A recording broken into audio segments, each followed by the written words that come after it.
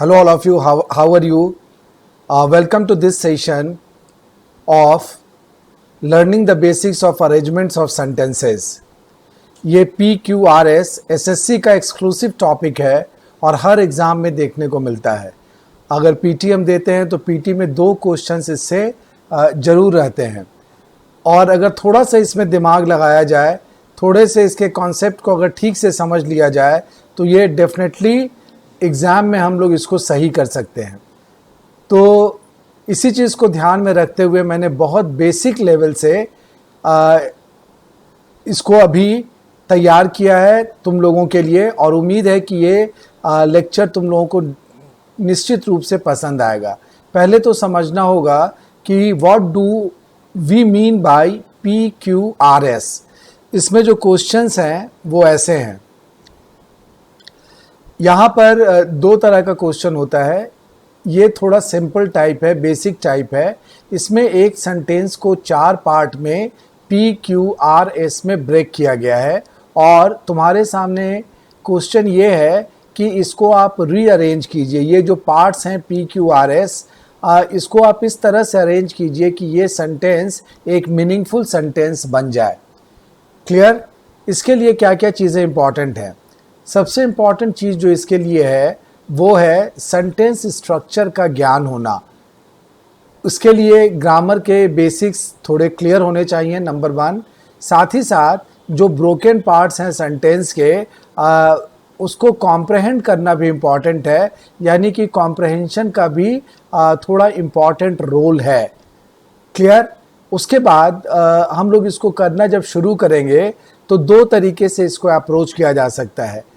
अगर उतना परफेक्शन नहीं है तब तो एक एक पार्ट को हम लोग एक दूसरे से ज्वाइन करेंगे, नंबर 1. और कभी कभी जब तुम्हारी प्रैक्टिस जब ज़्यादा हो जाएगी तो तुम कभी कभी ऑप्शन से भी एलिमिनेट करके सही आंसर तक पहुंच सकते हो. I will try to explain these things in a very simple way और उम्मीद करता हूं कि ये तुम लोगों को समझ में आएगा. ठीक है? अब जैसे we are going to take up question number 1. सबसे पहला काम क्या है कि जो भी PQRS में लिखा हुआ है उसको एक बार पढ़ लेंगे. जैसे P में क्या लिखा है? Reasons for this failure, one of the principal. R में लिखा हुआ है डेयर नॉट टेक रिस्क्स और S में लिखा हुआ है is that many people. Right? Important ये होता है कि सेंटेंस स्ट्रक्चर की समझ होनी चाहिए. बेसिक जो सबसे फंडामेंटल या सबसे बेसिक टाइप का सेंटेंस स्ट्रक्चर है इंग्लिश ग्रामर में, वो क्या है? Subject plus verb plus object. This is the most basic type of sentence structure. हाँ, इसको और फिर फर्दर हम लोग कॉम्प्लेक्स बनाते हैं, प्रीपोजिशन जोड़ते हैं, एडजेक्टिव जोड़ते हैं, एडवर्ब जोड़ते हैं, but this is the skeleton of an English sentence. Right? अब यहाँ पे देखते हैं जो क्वेश्चंस, जो पार्ट्स दिए हुए हैं PQRS में, उसमें हमारा सब्जेक्ट क्या हो सकता है. तो सबसे पहले तो एक इंग्लिश ग्रामर का रूल पता होना चाहिए कि वन ऑफ द अगर किसी सेंटेंस में होता है तो उसके बाद आने वाला नाउन प्लूरल होता है. यानी कि अगर हम Q से शुरू करें यहाँ पे तो Q वाला 2 ऑप्शन है, ऑप्शन A है और ऑप्शन D है. तो देखते हैं यहाँ पर अगर हम Q से शुरू करते हैं तो one of the principal,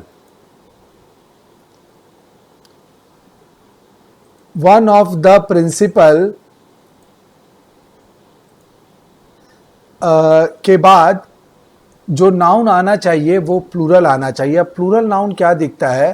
plural noun यहाँ पे दिखता है रीजंस. तो Q को अगर हम चाहें तो P से कनेक्ट कर सकते हैं यहाँ पे. One of the principal reasons for this failure. अब इसी रूल में नेक्स्ट पार्ट है कि नाउन तो प्लूरल होता है बट इसके बाद आने वाला जो वर्ब होता है वो सिंगुलर होता है. तो Q अगर मेरा पहला सेंटेंस है और P को ज्वाइन करते हैं अगर Q से तो एक पार्ट मेरा बन के तैयार होता है one of the principal reasons for this failure. अब यहाँ पे फेलियर तक आने के बाद ये रूल हम लगाते हैं कि वन ऑफ द के बाद आने वाला नाउन तो प्लूरल बट वर्ब यहाँ पे सिंगुलर होना चाहिए। तो वर्ब हमको सिंगुलर कहाँ पे मिल रहा है? पार्ट एस में इज। तो पार्ट एस मेरा तीसरा सेंटेंस होगा, इज दैट मेनी पीपल। अब देखो यहाँ पर पीपल, पीपल यहाँ पे प्लूरल है, प्लूरल नाउन के बाद वर्ब फिर प्लूरल आना चाहिए।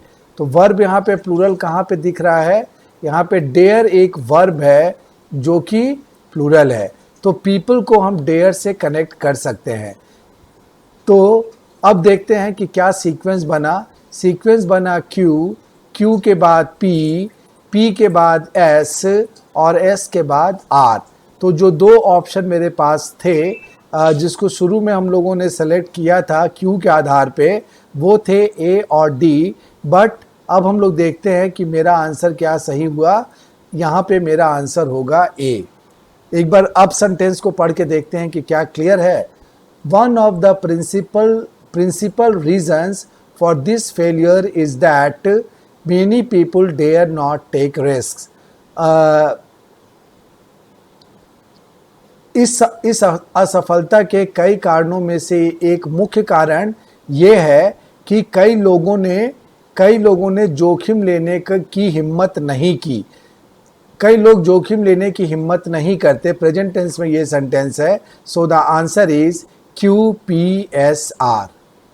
उम्मीद है कि तुमको समझ में आया होगा कि कैसे एक पार्ट को मैंने दूसरे पार्ट से कनेक्ट किया ग्रामर के थोड़े नॉलेज के यूज़ के बाद। इस तरह से अगर हम लोग करेंगे तो ये क्वेश्चंस जो आते हैं एग्जाम में ये हमेशा सही बनेंगे। Now we come to question number 2। यहाँ पे देखते हैं पी में है to raise their status from others and to gain acceptance people follow fashion. ठीक है, यहाँ पे ये 4 पार्ट दिए हुए हैं एक ही सेंटेंस के। अब यहाँ पे देखते हैं कि सब्जेक्ट हम लोग कैसे चुनेंगे। यहाँ पे हो सकता है टू रेज देयर स्टेटस से भी हम शुरू कर सकते थे, बट यहाँ पे दियर एक प्रोनाउन है। दियर एक प्रोनाउन है, किसके लिए है ये हमें पता नहीं है। क्यों? क्योंकि प्रोनाउन नाउन को रिप्लेस करता है, तो इसीलिए अगर इससे शुरू करेंगे तो उतना अप्रोप्रिएट नहीं होगा। फ्रॉम अदर्स से हम लोग शुरू नहीं कर सकते। अब यहाँ पे एंड है, एंड कंजंक्शन यूज़ किया गया है आर में। इसका मतलब कि पहले इसका कोई पार्ट आ चुका होगा, तो आर भी मेरा फर्स्ट पार्ट किसी भी सेंटेंस का नहीं हो सकता।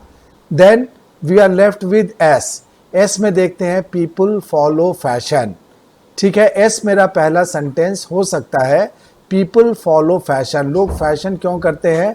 अब देखते हैं कि इसके बाद क्या सेंटेंस आएगा। तो पीपल फॉलो फैशन, और यहाँ से अगर हम लोग चाहें तो इसको मिला सकते हैं। Two, people follow fashion to raise their status. लोग फैशन क्यों फॉलो करते हैं? ताकि उससे उनका स्टेटस बढ़ जाए। अब यहाँ पे देखो जो प्रोनाउन दियर है ये किसके लिए यूज़ किया गया है? ये यूज़ किया गया है यहाँ पर के पीपल के लिए। ठीक है, तो ये प्रोनाउन सही है, पीपल प्लूरल है, उसके लिए दियर प्रोनाउन यहाँ पे यूज़ किया गया। To raise their status. और दूसरा कारण क्या है? दूसरा कारण तुमको देखने को मिलेगा एंड से अगर हम जोड़ेंगे, यहाँ से अगर लाएंगे और इसको एंड से अगर हम कनेक्ट करते हैं।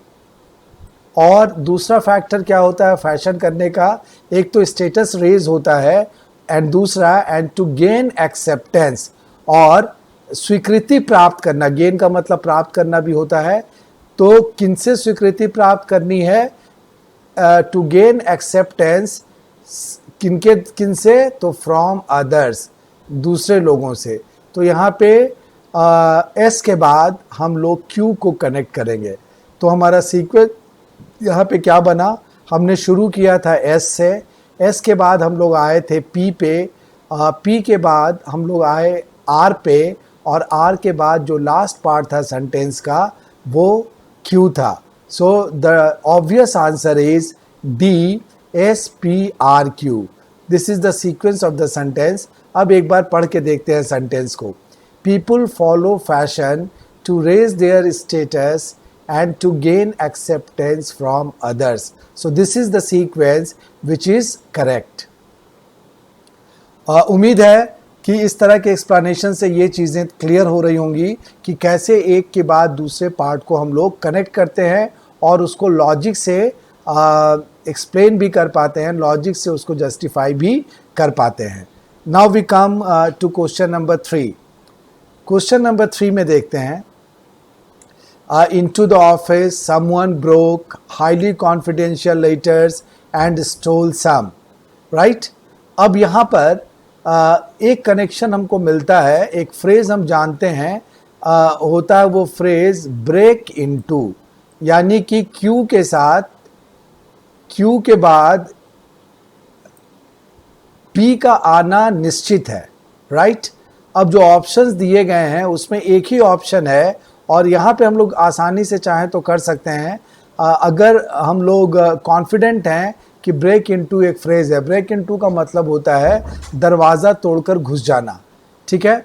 तो someone broke into the office, कोई ऐसा व्यक्ति था जो ऑफिस का दरवाज़ा तोड़कर घुस गया और घुसने के बाद क्या किया, ऑफिस में आने के बाद उसने क्या किया, उसने चुरा लिया. क्या चुराया? And stole some highly confidential letters. उसको फिर हम लोग एस को कनेक्ट कर देंगे, ज्वाइन कर देंगे आर से. तो सीक्वेंस मेरा क्या बना, Q P S R. So the answer is C. Clear?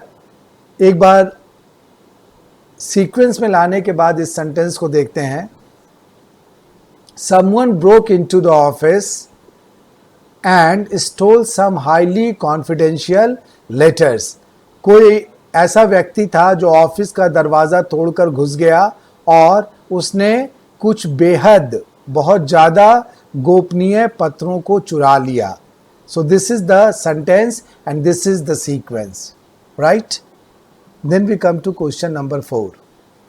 Question number 4 थोड़ा इसका लेवल थोड़ा अप किया गया है, थोड़ा बड़े बड़े पार्ट्स इसमें डाले गए हैं. ये एक लंबा सेंटेंस बनेगा बट इसको भी अप्रोच करने का वही तरीका है. ठीक है? यहाँ पे देखते हैं क्या लिखा हुआ है. His writings are so philosophical to read between the lines that it is sometimes difficult and find out what he wants to convey. अब यहाँ पर हम लोग अगर सब्जेक्ट चुनते हैं तो his writings are so philosophical, यहाँ से शुरू कर सकते हैं. अब यहाँ पे क्लू क्या है, यहाँ पे सो दिख रहा है और सो के बाद हम लोग जानते हैं कोरिलेटिव कंजंक्शन में कि सो के बाद दैट आता है. तो इस सो को अगर हम लोग चाहें तो यहाँ पे दैट से ज्वाइन कर सकते हैं. तो क्या सीक्वेंस बनेगा, पी आर. पी आर वाला एक ही ऑप्शन है यहाँ पे. अगर हम चाहें तो इसको टिक कर सकते हैं बट आगे भी देखते हैं कि आगे क्या होता है. जब ये क्लू मिल गया तो यहाँ से शुरू करते हैं. His writings are so philosophical that it is sometimes difficult. Difficult के बाद टू आता है. जैसे हम लोग बोलते हैं ना, it is difficult to say, it is difficult to answer this question और it is difficult to go there. तो डिफ़िकल्ट के बाद यहाँ पे टू रीड वाला कनेक्ट होगा. डिफ़िकल्ट के बाद डिफ़िकल्ट को यहाँ से लेके हम लोग इस पे चले आएंगे यहाँ पे क्यू में. So to read between the lines, और क्या दिक्कत है, and find out what he wants to say. और दूसरी क्या दिक्कत है, वो एंड से जुड़ेगा यहाँ पर एस में. सो the sequence is PRQS. Right? मेरा आंसर होगा यहाँ पर ए. अब सेंटेंस को एक बार पढ़ के देख लेते हैं.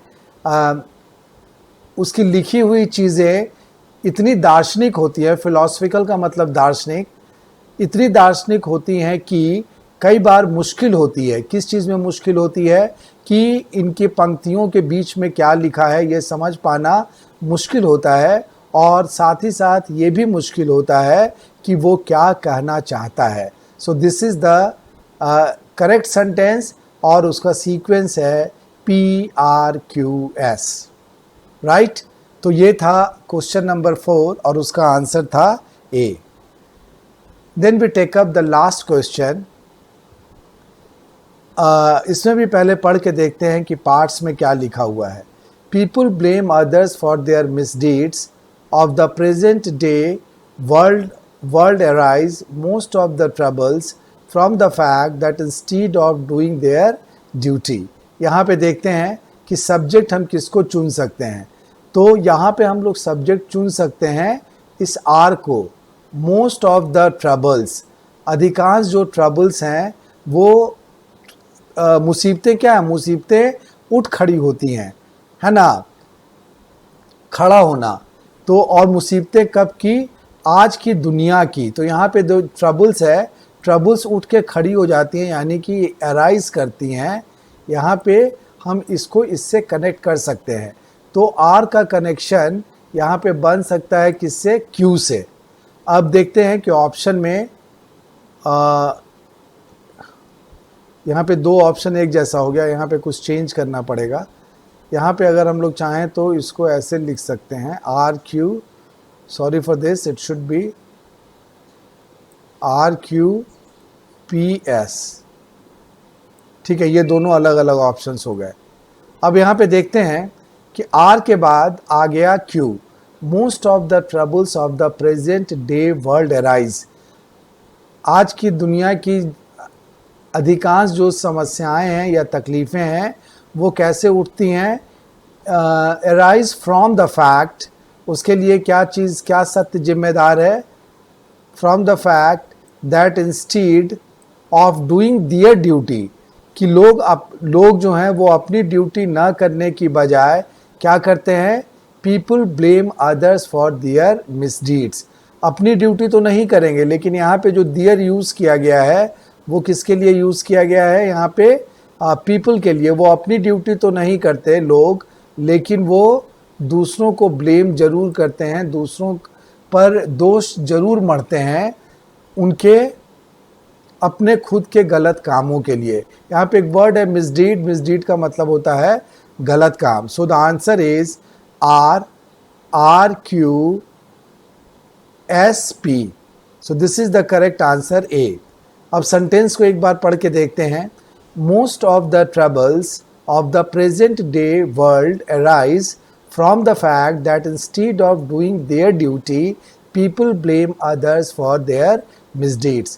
अधिकांश आज की दुनिया की अधिकांश जो समस्याएं हैं या तकलीफ़ें हैं वो कैसे उत्पन्न होती हैं, वो इस बात से उत्पन्न होती हैं कि लोग अपना कर्तव्य निभाते नहीं हैं, बल्कि दूसरों को ब्लेम करते हैं अपने गलत कामों के लिए। So the sequence is R Q S P. तो ये थे 5 questions P Q R S पर बेस्ड।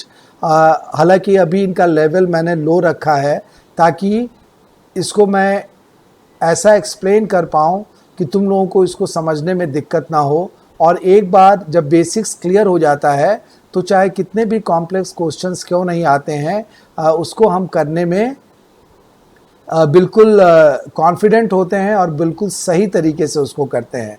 इसी तरह के क्वेश्चंस को आगे के सेशन में भी हम लोग डिस्कस करेंगे। ये क्वेश्चंस एसएससी एग्ज़ाम में ज़रूर आते हैं और इसका थोड़ा एक्सटेंडेड फॉर्म आता है बैंक वाले में। उस तरह के क्वेश्चन को बैंक वाले सेक्शन में हम लोग डिस्कस करेंगे।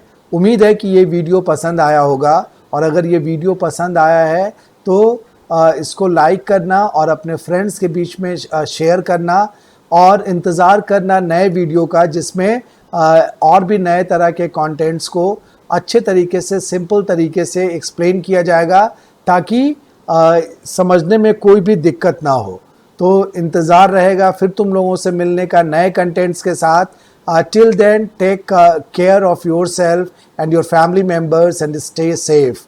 Thank you once again.